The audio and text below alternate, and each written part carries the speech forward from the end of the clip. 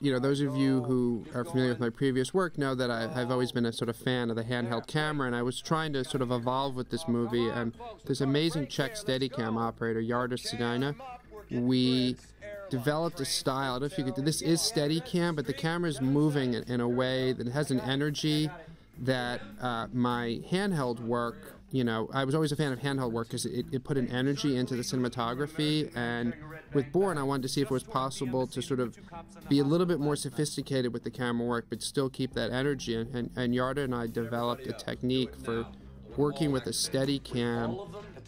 It was exactly what I was looking for, and it was a little bit rough with Jarda in the beginning because these people take pride in their craft, and I'm asking him to do things that go against all of his training and his teaching. And one of the techniques I used for doing the Steadicam, and you'll see it's mostly within the Treadstone sequences that I did this, was I would not let Jarda see the rehearsal. And so he wouldn't know who was going to speak. Also because English isn't his first language, so it would be a little bit harder on him in the first place. So he wouldn't know who was going to speak. And so he'd always be a little bit late, and it was exactly the kind of edge that I wanted to give to the photography. And then after the first one or two times we'd done the scene, where Jarda all of a sudden could anticipate because he figured out what was going on, I would then add extra challenges for him and make him start the scene with the camera.